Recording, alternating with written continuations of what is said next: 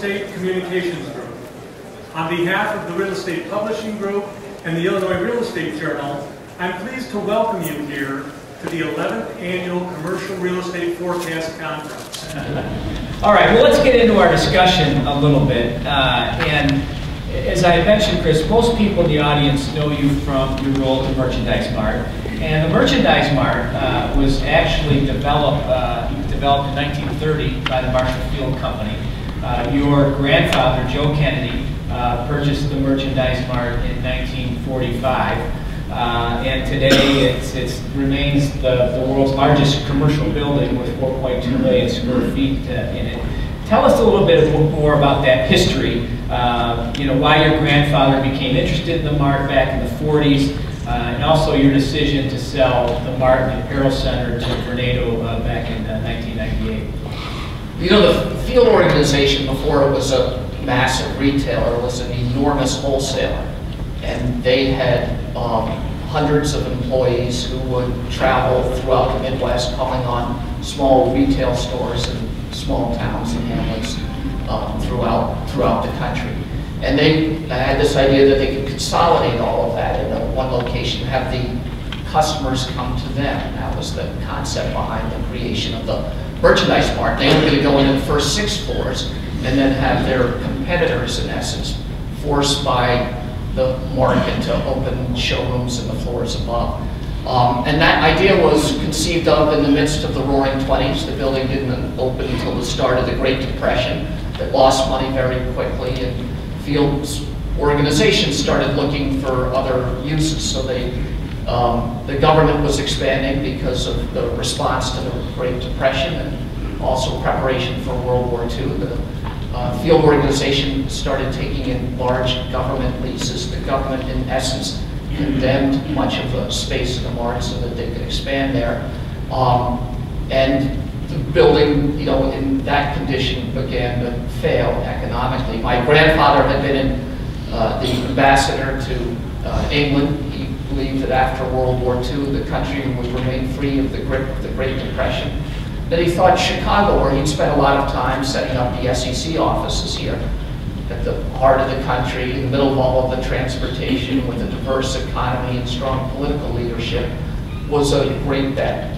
And in 1945, he bought the Merchandise Mart. Do you happen to remember the purchase price? I think it was around $12 million or so. Now, the Fields organization had paid about 30, and before you start crying crocodile tears for those folks, at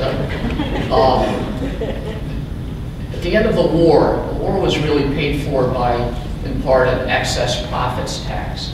So for corporations making over a certain amount of money, I think it was around $250,000 or $500,000 a year, you had to pay 90% of that in tax to the federal government. So there was a 90% excess profits tax, and they were able to take the loss on the sale of the Merchandise Mart and really protect $20 million of income. So it worked out well for them, and it worked out well for the Kennedys. Yeah, great. And in 2012, for those of us in the industry, certainly saw a bit of a transformation in the Mart.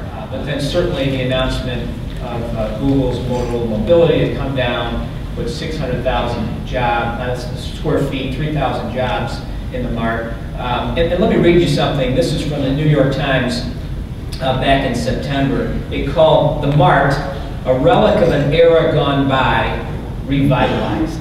Does that sound right to you? Well, I think it's, for anybody who's ever worked at the Mart, you have to love the place forevermore. And I think to see the Mart, an 80-year-old building, still so relevant to the economy of the city and to some degree the state of Illinois, I think it's an incredible transformation. Much of the Mart's basic business was aggregating companies in the same industries, really aggregating companies in the same supply chain and making it easier for retailers who are the customers to come and shop there. And that same vision of every industry, whether it's apparel, men's suits, or gift retail, or furniture, was really applied to the technology industry. What's happened in Chicago is we have these, we're like dominating the high-speed trading business. And those high-speed trading firms like Getco and Ronin have moved into the apparel center, stayed downtown, didn't move to New York because they had the access to that cable. That high-speed cable can be a competitive advantage for a building, for a region of the city, and for a city itself. And if you look at what's going around the country, you know, the cities are investing in that infrastructure, and it is critically important to their future. Yeah. And we should be aware of that here. Yeah, and would you say that was one of the attractive things to Shorenstein and buying the apparel center? Absolutely. Yeah. I mean, I think Shorenstein saw those companies moving in. I'm not sure they understood that relationship. I think they understand it now. I'd say our brokers, you know, John Dempsey, Bob Gillespie, they deserve some of the credit. They did not always think, you know, working with you guys was particularly easy. Some would say, Bob has this great story about how it was sort of a pain in the ass for John Dempsey. Literally, he was in a meeting and they were finalizing the AT&T deal, and it was the last little bits were being finished in June of the year. June is when we run NeoCon, which is one of the largest shows in Chicago at that time. It's probably getting 70,000 to 80,000 architects and designers. So the two sets of brokers all came over, the engineers came in, and there was no meeting space for them. So it was being used by the 300 speakers who were part of that conference. And they went into a little room and had terrible seating in it, and Dempsey got up, and there was a small table behind the conference table, and he sat on it just to get a little break from the meeting, and it turns out it was glass. And he shattered the glass, and the glass went right up his backside. It was, in fact, a pain in the ass. and Bob Gillespie tells the story. It's like a gun going off in the room. This, you know, the shattering of the glass, and Dempsey hits the floor, and he said, he looks over, and the JLL guys never take their eye off the document. After it's that training. There was a guy, Lampley, who worked with you guys down in Atlanta, and he looked over and he saw Dempsey on the floor. He said, "You're bleeding." And they went back to the document. He went to the hospital, and the deal got done, which is all that the market cared. All right, let's talk about Wolf Point. Big week for Wolf Point on the agenda, Thursday night's Plan Commission meeting. Wolf Point, though, current plan is a 3-building mixed-use development starting with a 500-unit apartment, luxury apartment building, $1 billion project. What can you tell us more about the project in general, and where do you stand in terms of getting Alderman Riley on board, the city, and the neighborhood? Well, you know, Wolf Point was assembled by the Kennedy family, you know, over, I don't know, 7 decades.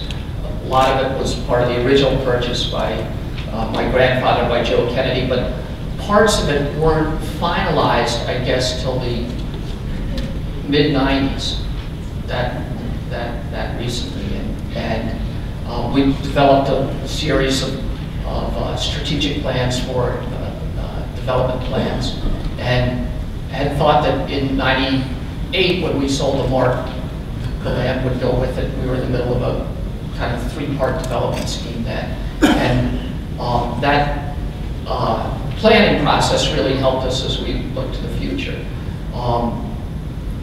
In 2004, when we were transforming the apparel center from a apparel mart into an office building, we wanted to reorient the entrance so that it was more associated with Wacker Drive and less associated with the merchandise mart.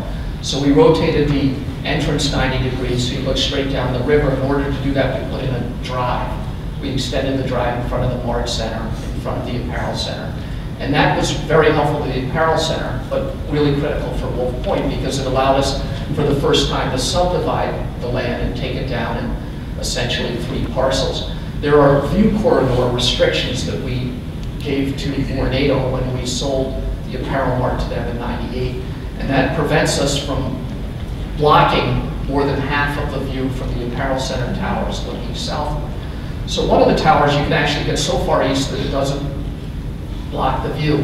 One of the towers blocks the view, you know, it's right in the middle of the thing, and that will be an office building, and that has, let's say, 25,000 square foot floor plate, so we can be 42.5 feet from the elevator core to the window line. And when all of that math is, sort of figured out, the geometry of it all, the third building really can only be 70 feet wide.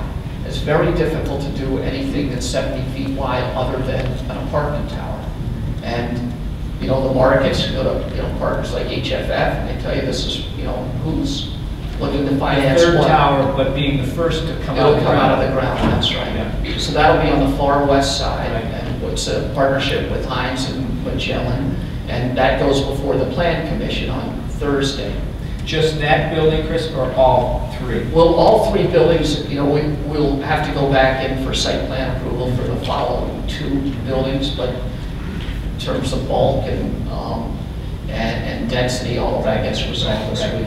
So let's talk about that third tower, which will come out first. Okay. The apartments.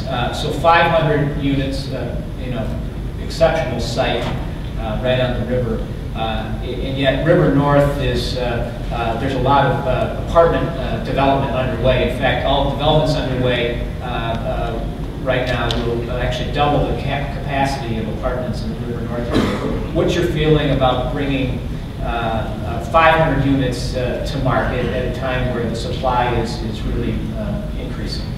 Well, I'd say a couple of things. One, apartment towers are very attractive because you can always lower the rate and fill them and carry them for as long as you want. The Kennedys are long-term holders, and that's fine with us.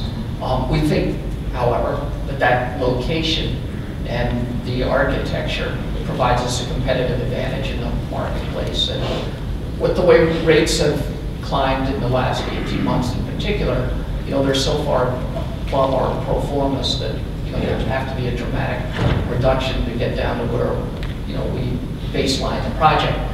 Having said that, the units in that building are like 750 square feet, which are small. They're really aimed at a new generation of people who are being compensated in part in cash and in part by equity that they're getting in small startup companies. And we wanted to create something for people who are design oriented that want to live in a great place but can't afford it. And we give them something that is great, terrific amenities, but it's a very small unit.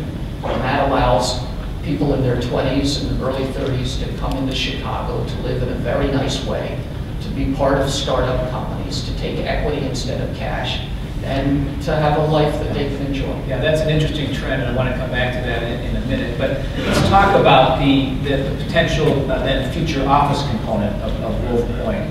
I'm sure the next panel, or maybe several that come, will talk about the next office development in downtown Chicago. Certainly, Hines, one of your partners, is River Point coming out of the ground, 444 Lake. McDermott and Will just announced that they will commit to that building going forward. Across the river is John O'Donnell's development, 150 North Riverside, and then your office development. What do you make of the interplay between those new office towers coming out and the potential demand for those towers? Well, I think when we were, back in 06, 07, when we were thinking of the next development of Wolf Point, how we would go to market, we concluded that it would be helpful to have a large development organization. We scoured the country and concluded that Hines, due to its size and the great experience that the team in Chicago has had, the successes that they've enjoyed, was the best partner available. In 07, we really master planned with Pelly Clark Pelly out of New Haven, Connecticut, what would occur there, and we struck a deal with Hines where they would develop on that site after they finished their River Point development with Larry Levy. The River Point development, of course, was in very good shape at the time. Baker McKenzie signed up, and William Blair, and then we remember. Yes. We represented both of those. And we all thought that would proceed. We'd be moving ahead with Wolf Point within a year, and then, of course, the recession occurs, and that building doesn't proceed. We believe it will now with the help that they receive from the city and from the new tenant. And after they're done with River Point, which we think helps legitimize our location, then we'll move into Wolf Point as well. Yeah. So anything else on Wolf Point as you kind of look at your week ahead? Well, we are before the Plan Commission. We've received great help from the mayor's office and the aldermen. You know, it's a very public process, and with a lot of input from the neighborhood organizations. I think its development itself is complicated. There are lots of moving parts, and it's going to be openly communicating with as many people as Yes, possible. Alderman Rod really hasn't come out and said exactly where it is yet. At this point. I think we feel that he's where he needs to be, and the fact that it's on the Plan Commission is really what we need.